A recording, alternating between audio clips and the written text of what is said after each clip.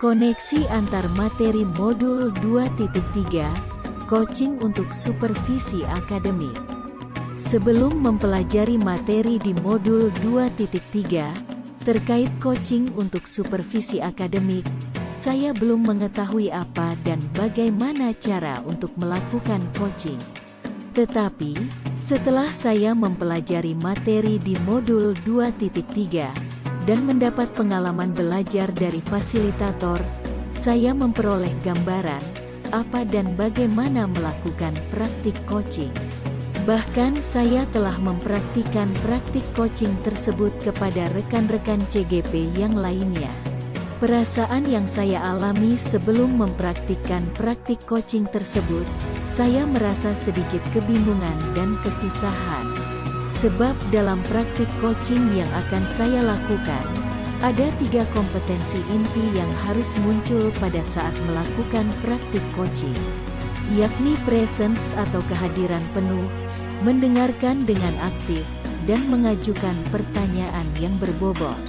Dari 3 kompetensi inti tersebut, mengajukan pertanyaan yang berbobot, bagi saya cukup sulit untuk saya terapkan. Sebab untuk mengajukan pertanyaan yang berbobot diperlukan latihan yang lebih sering dan tentunya dengan keseriusan yang cukup tinggi. Oleh karena itu, saya melakukan latihan untuk membuat list-list pertanyaan yang berbobot sebagai persiapan saya melakukan coaching. Dan ketika saya melakukan praktik coaching, alhasil praktik coaching yang saya lakukan dapat berjalan dengan baik. Dan ketiga kompetensi inti yang harus muncul pada praktik coaching pun sudah berhasil saya munculkan. Di samping itu, alur Tirta pun harus dimunculkan juga dalam praktik coaching.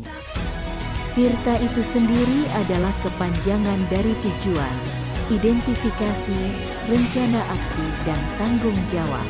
Jadi di dalam sebuah praktik coaching, alur Tirta ini yang harus kita munculkan dari awal hingga akhir percakapan coaching yang kita lakukan.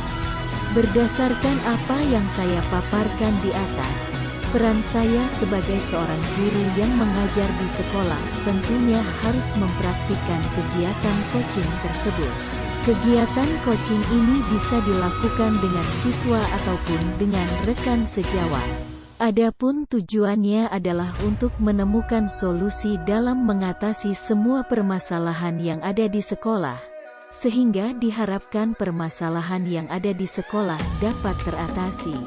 Praktik coaching ini sangat terkait erat dengan materi di paket modul 2.1 dan 2.2, yakni pembelajaran berdiferensiasi dan pembelajaran sosial dan emosi. Di mana untuk dapat mencapai keberhasilan dalam penerapan pembelajaran berdiferensiasi dan pembelajaran sosial dan emosi, maka harus dilakukan sebuah praktik coaching yang dilakukan oleh seorang coach demi perbaikan yang berkelanjutan sehingga dapat mencapai tahap hasil yang ideal di dalam pembelajaran.